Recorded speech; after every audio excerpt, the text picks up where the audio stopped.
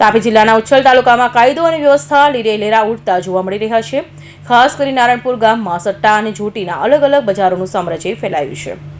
નવાઈની વાત તો એ છે કે મીડિયા દ્વારા અગાઉ આ મુદ્દે અહેવાલો પ્રસિદ્ધ કરવામાં આવ્યા હોવા છતાં ઉચ્છલ પોલીસના પેટનું પાણી હલતું નથી. એક પણ દિવસના ગેરકાયદેસર પ્રવૃત્તિ બંધ કરવામાં આવી નથી. નારણપુર સહિત 14 વિસ્તારોમાં સટ્ટાબાજ સક્રિય છે, જ્યાં અલગ અલગ ટાઈમ સ્લોટમાં આંકડાનો ખેલ ચાલે છે, જેનું મીડિયા રિપોર્ટિંગ છતાં પોલીસની સૂચક મૌન થઈ હોય. શું પોલીસ ઇન્સ્પેક્ટર અને જામીનદારની મિલીભગત છે? સવાલ એ ઊભો થાય છે કે શું ઉચ્છલ પોલીસ સ્ટેશનના પીઆઈ અને સ્થાનિક જમાદારની આમાં સીધી સંડોવણી છે? જનતાના ચર્ચા એ છે કે હપ્તાખોરીને કારણે આટલા મોટા પાયે સટ્ટાનું નેટવર્ક ચાલી રહ્યું છે. 14 જેટલા વિસ્તારોમાં ખુલ્લેઆમ જુગાર રમાઈ રહ્યો છે, છતાં પોલીસ કેમ લાચાર છે? શું ઉચ્ચ અધિકારીઓ પણ આ મૌન પાછળ જવાબદાર છે?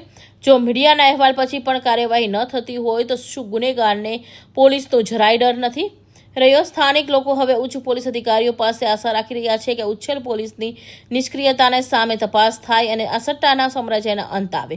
શું હવે રેન્જ આઈજી એસપી કક્ષાએથી કોઈ કડક પગલાં લેવામાં આવશે કે પછી ઉચ્છલમાં આમ જ વહીવટ ચાલતો રહેશે?